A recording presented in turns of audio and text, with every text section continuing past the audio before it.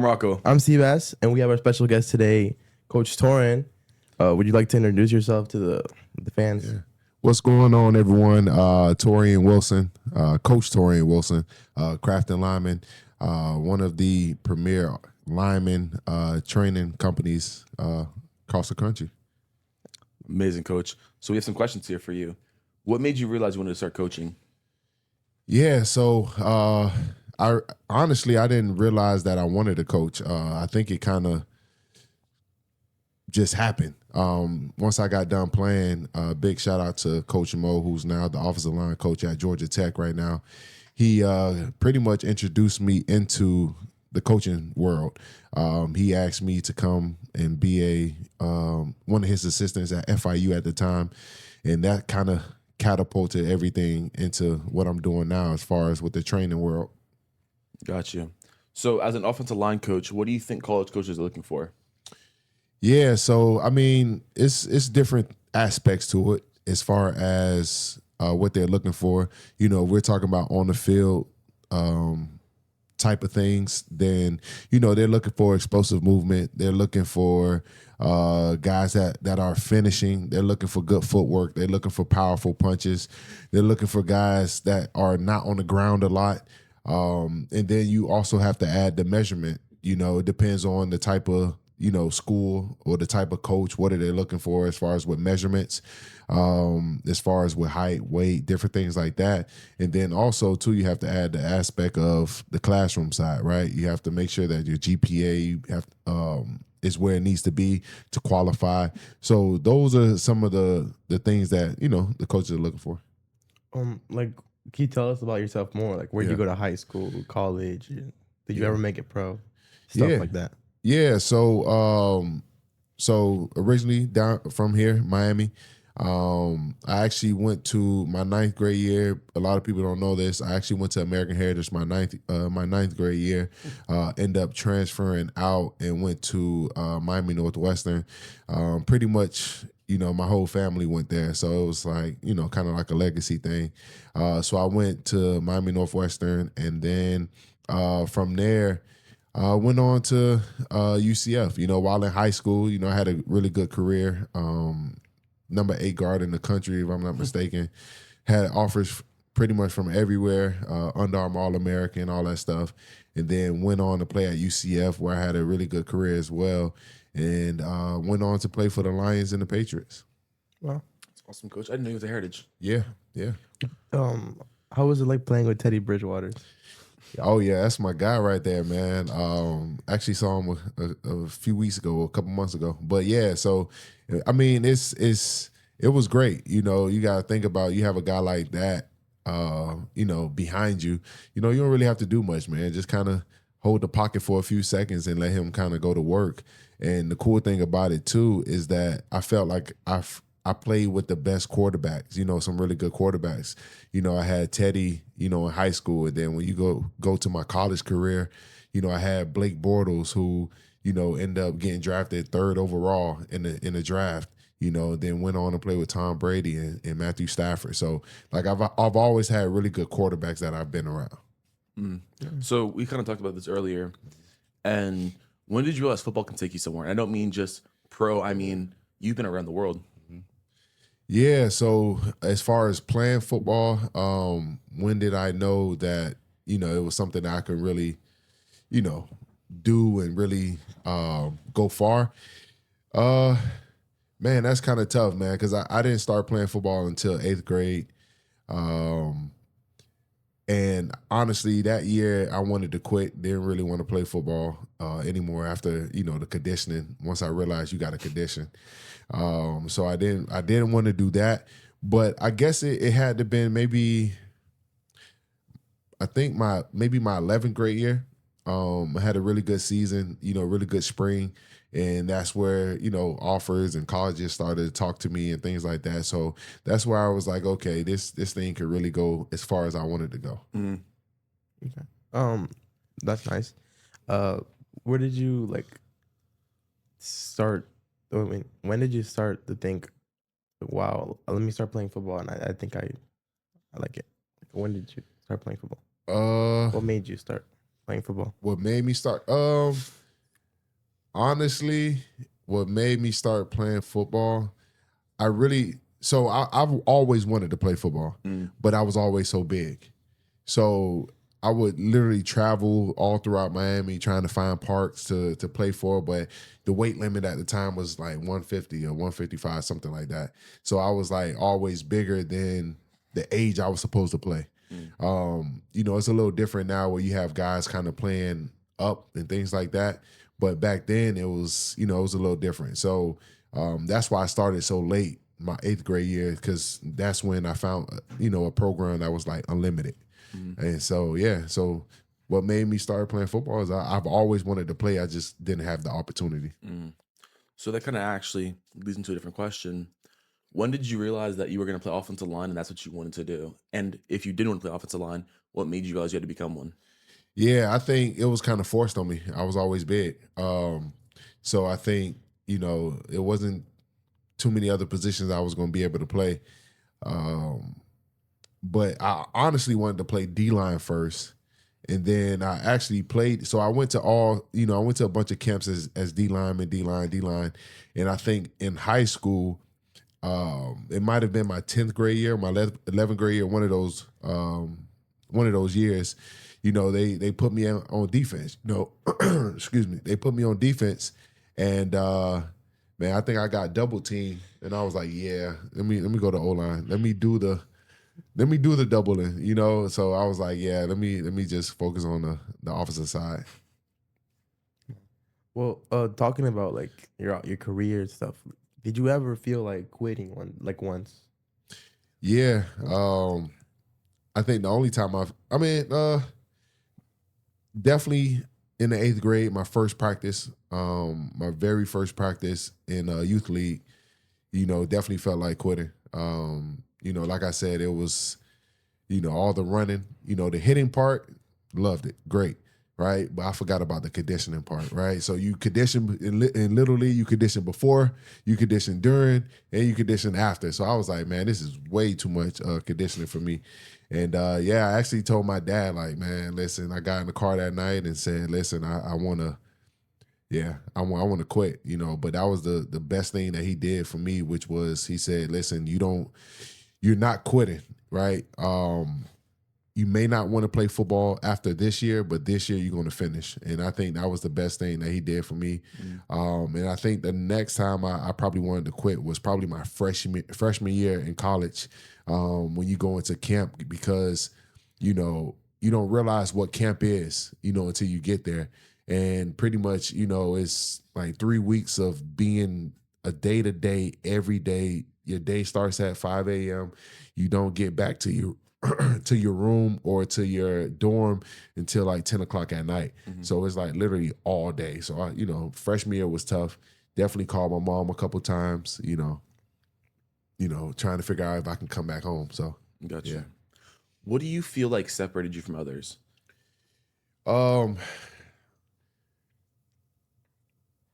That's a good question. I think it was my mentality, right? So I think it was my mentality and the fear of not making it, right? Or not being able to be a guy, right? Or be one of those guys. So I think that was the biggest thing. The fear of, not making it and just my mentality. I think when I was in high school and college, when I was playing, like if you turn on some of my film, it's like I'm trying to destroy people. It was like literally the people across from me I did not like, right? And that could have, and there was a couple games where I knew the people across from me, right? But it was just that mentality. I did not like you. And I think that's what kind of separated me from other people. Yeah.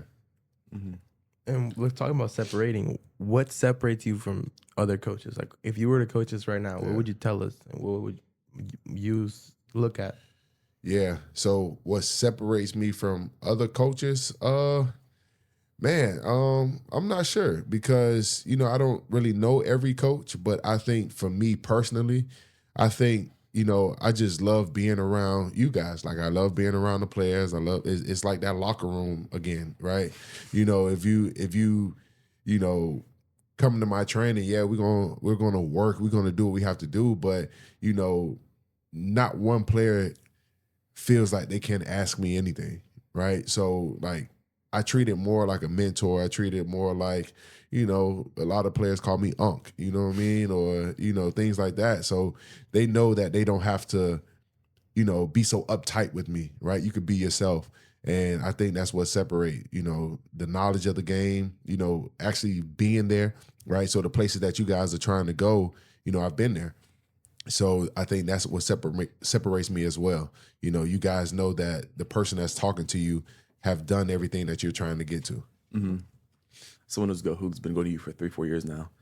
Yeah, I know. I agree with I know, that. I know. Yeah, exactly. Right, exactly. So I just thought about this actually. What was it like realizing that you made it to the NFL?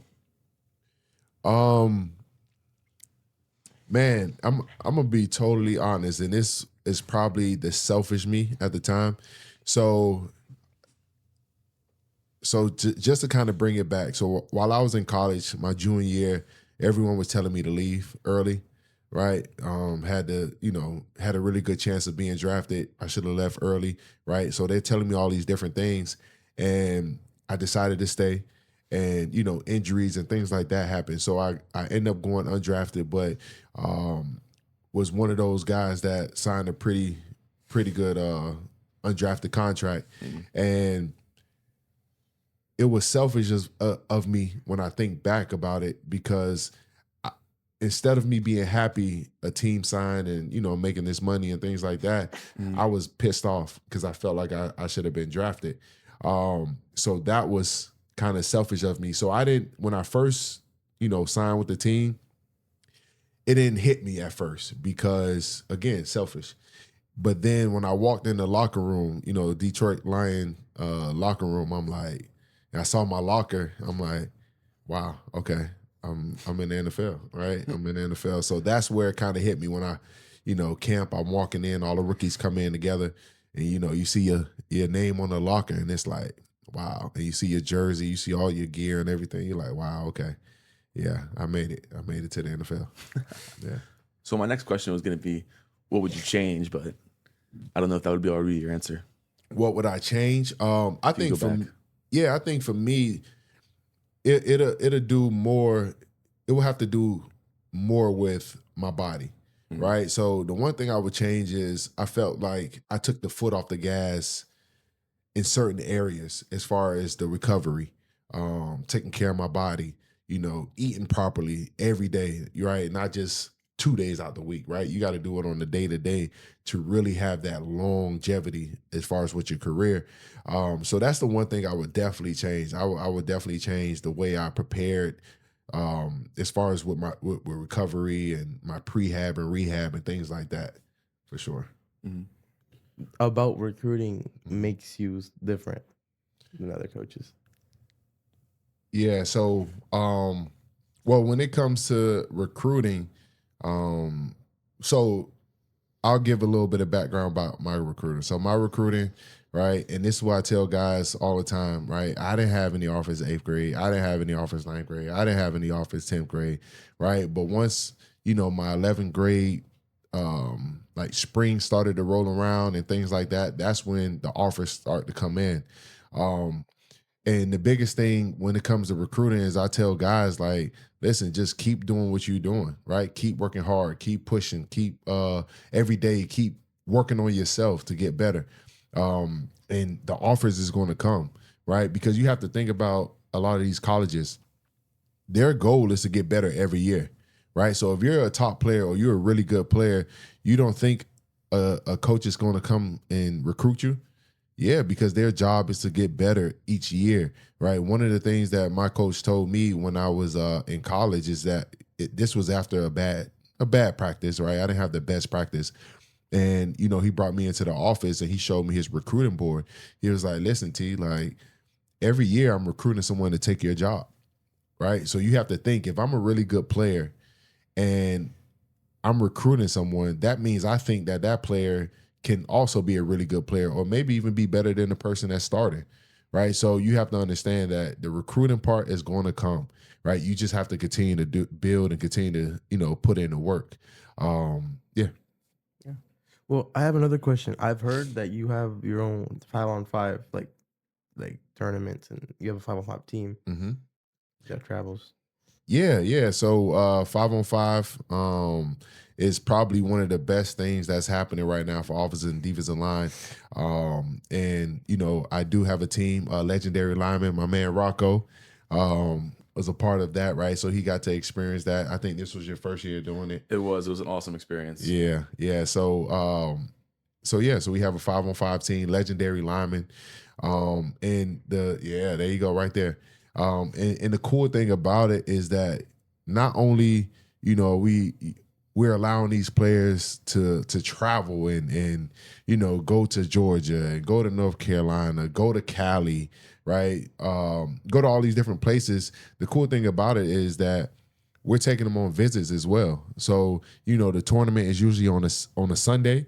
We do a college visit on a Saturday, right? And what that does is it just gives them another opportunity to be around the coaches, right? Because when you think about spring ball, college coaches is coming in and out, right? They may talk to you, they may not.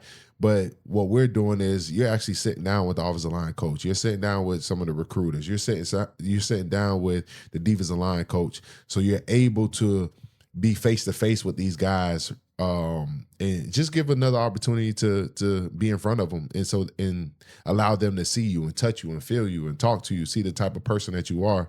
So 5-on-5 is definitely helpful. We see it so much with 7-on-7 and the wide receivers and DBs and what that has become and how that has helped recruiting.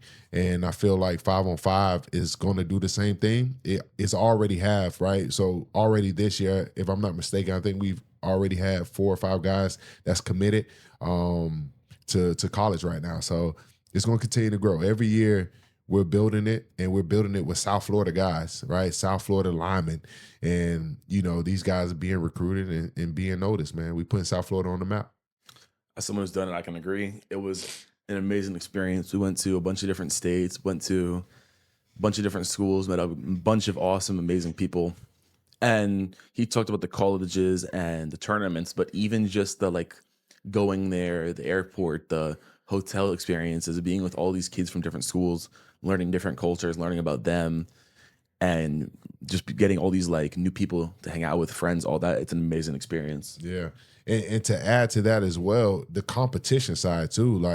You got to think, when we're in South Florida, sometimes we think we're just going against our guys.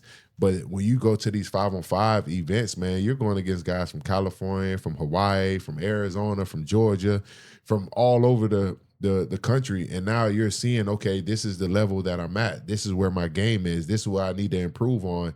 And then you kind of go back and fix the things that you need to fix. So the competition level is definitely there as well. So about traveling, we asked a little bit about this earlier, where people can take you. You work for Under Armour. You go to all these different countries. So I actually have 2 questions. One is, with the Under Armour part, how do you think stars affect players mentally? And do you think stars mean anything? Yeah, so I think the whole star thing is it's it definitely messes with some kids' head a little bit, right? They so focused on the stars rather than just focusing on the work. Now, do stars mean anything to at this point? I mean, it does, in a sense of kind of putting you it gives a guide of where you are, right? It tells a coach or a player, where you are, what level you are at, right? If you're a 3-star, they put you in a certain box. If you're a 4-star, they put you in a certain box. And now with NIL, based on your rankings and the stars, that kind of determines, how much money you're going to get, right? If you're a 5-star, then obviously you're going to get more money. 4-star, right? More money, and 3-star, kind of based on that. But in the world of actually being on the field, no one can determine what's in here, right? What's in your heart, right? What's in your what type of mentality that you have? You think about some of these top players, you know, you think about some of the top players that's in the NFL right now, man. A lot of those guys didn't have stars, or there was a 2-star, or a 3-star, or 1-star. So, I think it's your mentality. But for the sake of what's happening right now in college football, I mean, the stars do matter. Mm-hmm. So, getting to the question now, you've been to Germany. I don't know where else. Yeah. How do you think players from those other countries compare to the USA? And do you think that football is going to become more widespread in the next couple of years? Yeah. Been to Germany, been to different places in Europe. And it's continuing to get bigger out there, man. Went out there not too long ago with the Fram Academy, Brandon Coleman, NFL, all these different things. And what they're working on building is making it big, right? The only thing is out there is almost like football is you have to have money to play football out there because how expensive the equipment is, right? The helmets and the shoulder pads and things like that, because a lot of times they have to get their stuff from over here, right? We're the ones that make it. So I think that football is going to continue to get bigger out there, especially with the NFL doing all their games out there on the day-to-day. So I think it is going to be big. I'm not sure on how big it's going to be. I don't know if it'll ever be as big as soccer. Because soccer is one of those sports that kids in every other country grow up playing, like how we grow up playing football, they grow up playing soccer. But I definitely hope and pray that it does get bigger in all these other countries. It gives like the opportunity to the big guys over there in like Europe, like I can't play soccer, I play football. Yeah, for sure. That's one thing that I did notice when I go over there is a lot of the big guys, they want to play football. They don't have any other sport to play, so they do try to play soccer or be a goalie in soccer. But yeah, so I do, because all the big guys, man, they deserve an opportunity to play sports. I think football is the sport for us. Okay. What do you think about the World Cup? Like we're talking about soccer and stuff. How have you seen the World Cup? Have you seen it at all? Have you watched the games? I've been watching spurts of it, right? Different little highlights. I haven't watched the whole game. I am, because of what's going on right now with the World Cup and things like that, I am starting to get into it. This is probably the most soccer I've watched, probably in my life. But yeah, I mean, shout out to the USA, man. I'm not sure if they're still in it or not, but unfortunately, they are. No, unfortunately not. Oh, they're not. Okay, well, that lets you know how much I've been watching it. But yeah, so definitely wanted the USA to go as far as they could. But there was a really good game not too long ago. It was like Cape Verde and Argentina. Yeah, that was a really good game. Watched that while I was over in Hawaii, so that was a really good one. Yeah. Well, let's get back into football. Let's do it. I was thinking about like what takes away from somebody if they are just strength and they have no technique. Bless you. They have no technique and no like good mentality, and they're just strong and they're big. Yeah. So I mean, I think that's a really good question because I think about when I was in college, right? We had this one player. He was a defensive lineman. I mean, this dude can bench the house, right? Squat the world, right? It's like you look at the bar and it's like no more, you can't put any more weight on there, right? But when you get out on the field, the strength doesn't matter, right? If you can't utilize that strength onto the field, if you can't translate it, I mean, you could bench whatever you want, and if you can't utilize it, then it really doesn't matter. So your technique is definitely important, but if you can match both of them, if you can mesh both of them with your technique and your strength, I mean, bro, that's a cheat code, right? Because if you're powerful and you still have the technique to play and to do your thing, I think that's a cheat code, man, especially with leverage and different things like that. So you definitely want to utilize both. But I'll definitely take technique over strength. So I feel like this is going to be a little bit of a different question. Everyone's heard of undersized linemen. Do you think there's oversized? Because we've played with some pretty tall dudes, but do you think there's dudes that are too tall? I think at some point you may have to kind of cap it. You don't want no guy that's, you may have some 6'9" guys that's able to kind of, get through it. But I think the main goal is making sure that guys can move. Like if you're able to move and you're agile, you're powerful, you can come off the ball, you can, gain your leverage and things like that.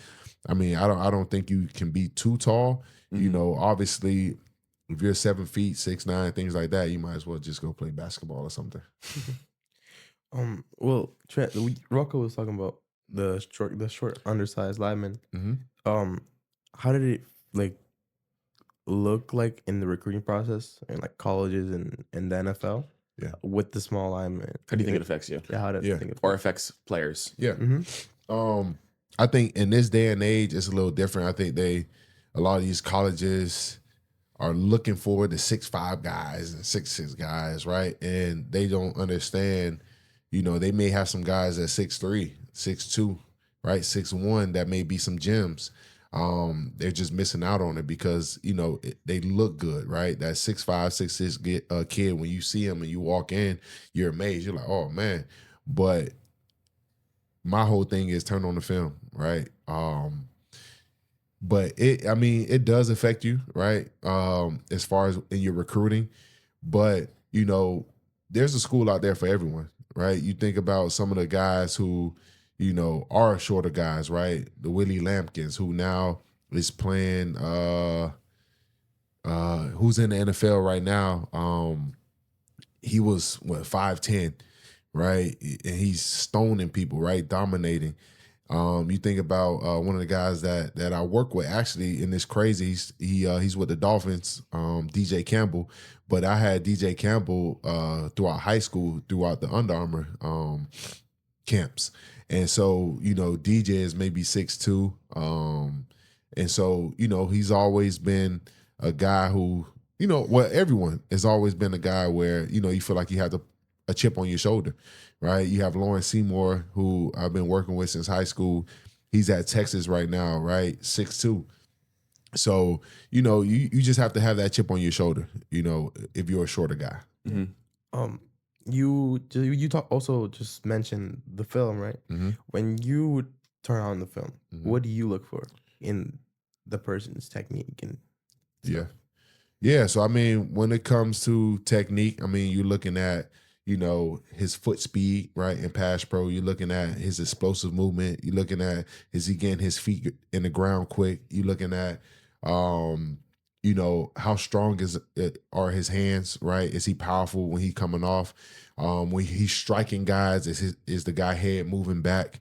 And the funny thing that I learned from Coach Mo when I was, doing my thing in the college world, was he would turn on, if you were a left tackle, he would turn on the left guard film and he would watch the left tackle on the other guy's film, right? Because that truly shows the type of person you are on the day-to-day, right? Because you have to think about it. I'm watching the highlight. Of course you're going to look good, right? It's your highlight, right? But I want to see plays where, you may be tired, right? Or it may be something where, you give up a sack or give up you give up something, right? How do you respond to that? So a lot of times I want to watch the game as well. Like I want to watch the full game. I want to see how you respond when certain things happen. Got you. Sorry. Wait, you're good. Like, I just realized in the email to the coaches, is it recommended to just put like a 10-minute video clip, or like the 10-minute video clip and like the whole film of the different games that are in? Nah, so you have to think when you're creating your highlight tape, right, and you're sending it out. Like I'm not watching a 10-minute video, right? You got to think about it. Like I'm getting thousands of kids sending me film or highlights.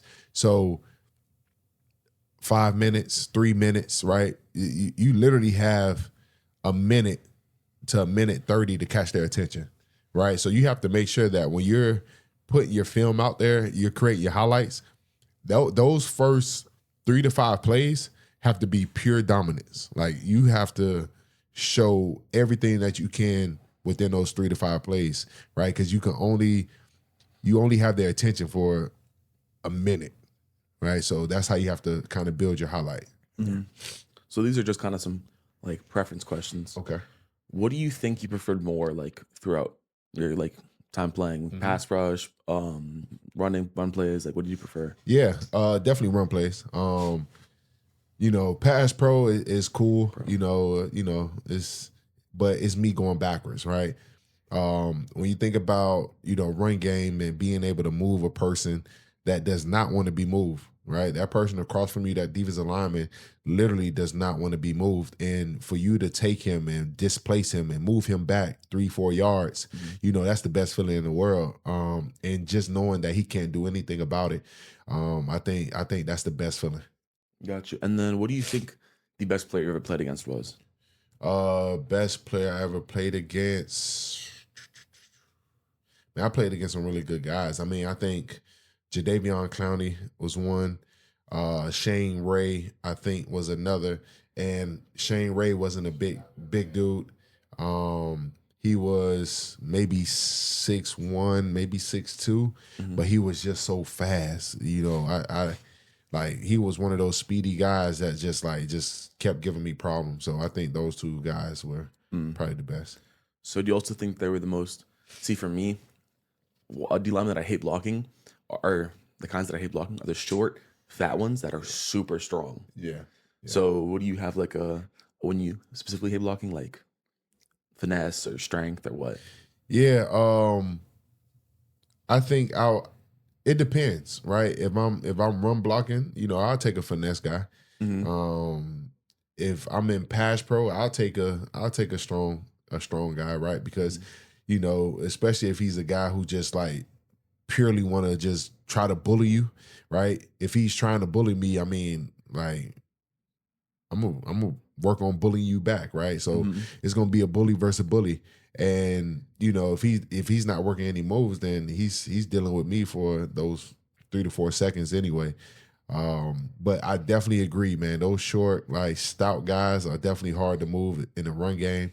And sometimes, man, when you line up, it's gonna be a long game, so you gotta put your big boy pants on and be ready to go.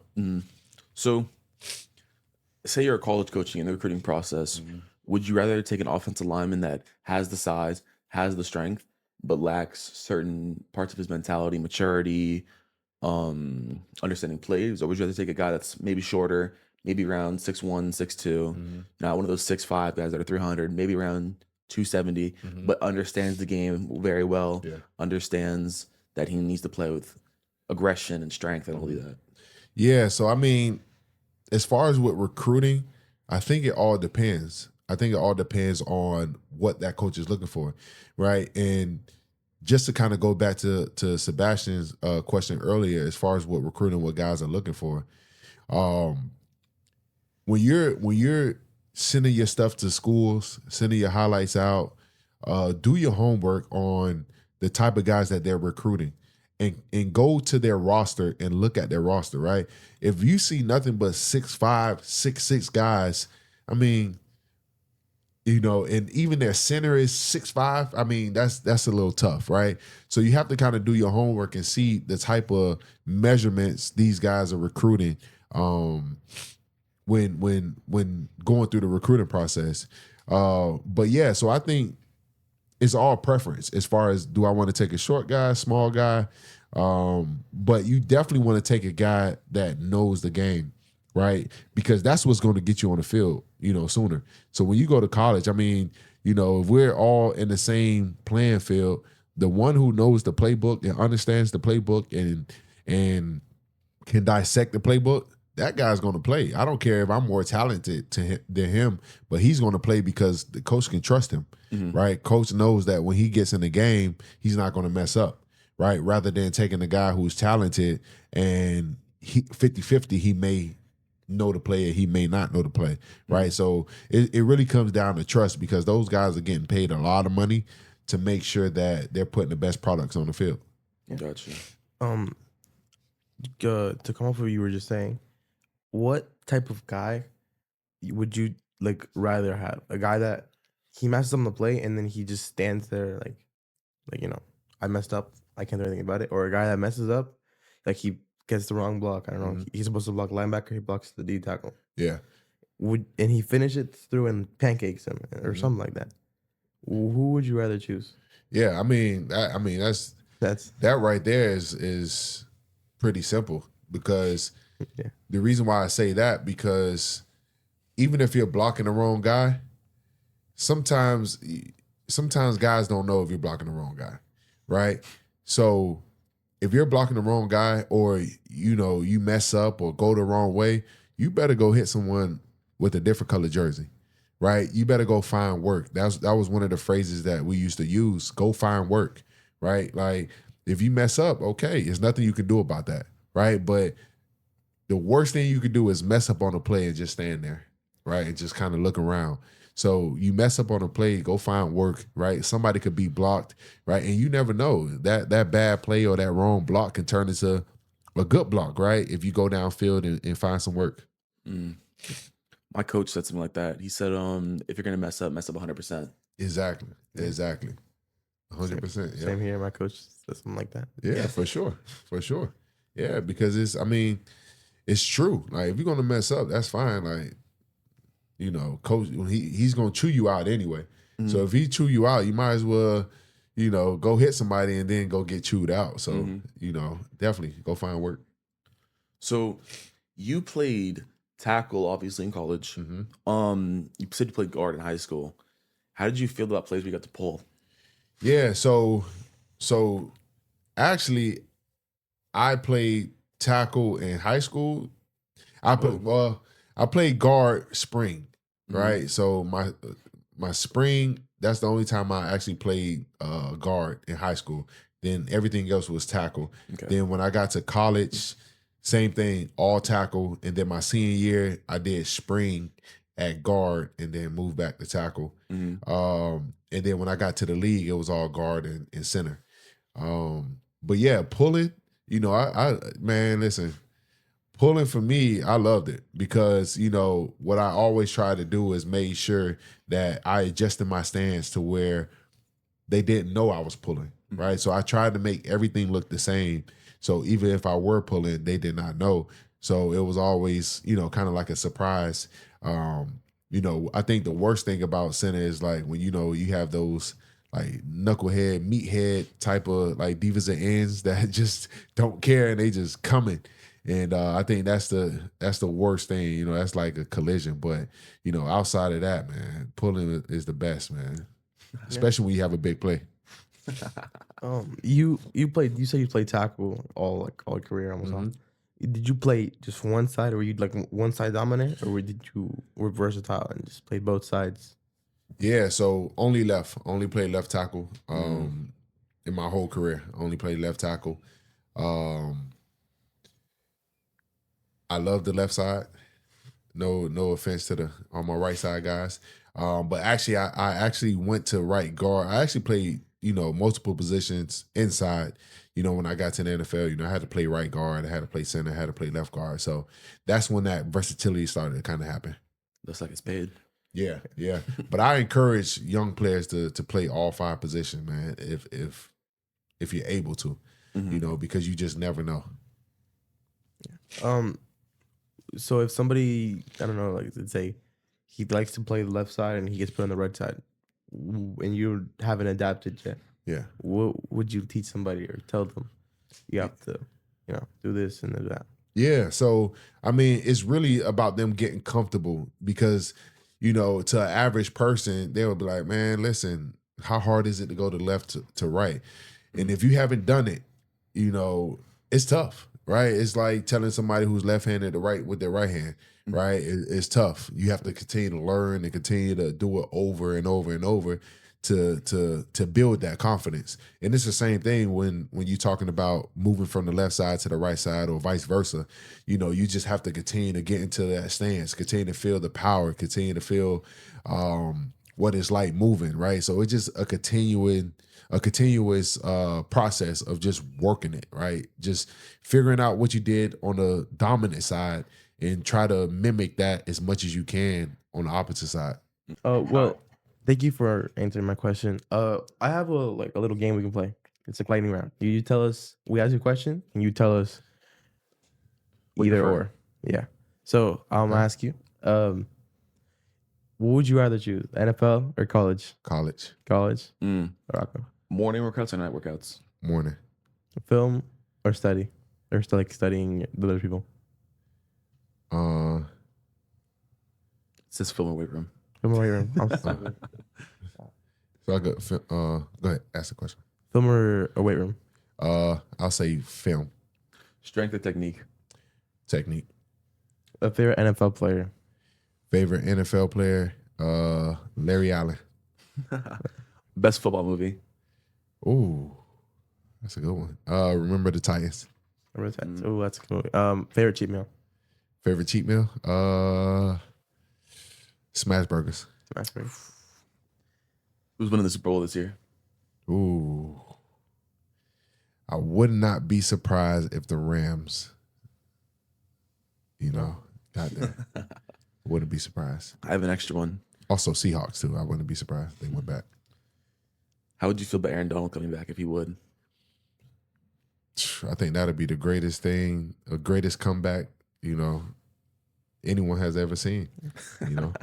For sure. Best brand. Best brand? Dang. I have to say Under Armour. Has to. Yeah. Favorite fast food place? Favorite fast food place? Jeez, that's a good one. I may have to say Five Guys. There you go. Favorite show or movie.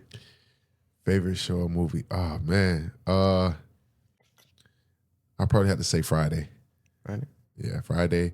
As far as with a movie, as far as with the show, I would have to say maybe Fresh Prince of Bel-Air. Yeah. Well, that's all I got. That's all I got. There we go. How much time did we get on that? You have 30 minutes here, and at the beginning, 15. So It's good, right? it's good. It's Yeah. amazing. And then we got to close out, right? Yes, close with the sponsors. Invite, ask him for his social, how the people contact Yeah. him. Blah, Yeah. blah. Okay. But you want to say that or I don't want to say it? Everyone, no, he's going to say it. No, but like you ask who asks him What do you mean? to ask for We're his going to say socials. thank you for our sponsors, Power Up Studios Weston, Vivian, and thank you. Shout out to Crafting Lineman. You can So, find him Coach, at... how the people found you. Yeah. All right, we ready? Yeah. All right, 3, 2, 1. go. Shout out Power Up Studios Weston for allowing us to record today. Sebastian, Shout out Kyle Matt for helping us, record today. And this was an amazing episode. shout out Crafting Lineman. Shout out Captain Where Lineman. can they find you, Coach? Yeah, man. So you can find me on Instagram, crafting_lineman. X is crafting lineman. I have TikTok, but don't really use it as much, but that's crafting lineman as well. Or you can email me, craftinglineman@gmail.com. I suggest it. It's amazing practices. It's amazing atmosphere. It's run very well, and you can have fun, but it's a very serious practice. And yeah, Yeah, thank you for joining us. thank you today, for joining Coach. us. Yeah, we have practice tomorrow too, fellas. Gotcha. What time? 2. 11 a.m. tomorrow, Saturday. Okay. Wait, didn't you just say 2? Thank you for being here, Coach. Thank you for joining us. Thank you, Coach. You have anything to say? Yeah, Rocco. You have anything else to say? Shout out these two young men, man. Doing something, out of their comfort zone, right? And they're doing it early as well. So, it's only a matter of time before this thing blow up and continue to grow and get real, get big. And especially in this day and age with social media being big and the linemen not really getting as much love as they should.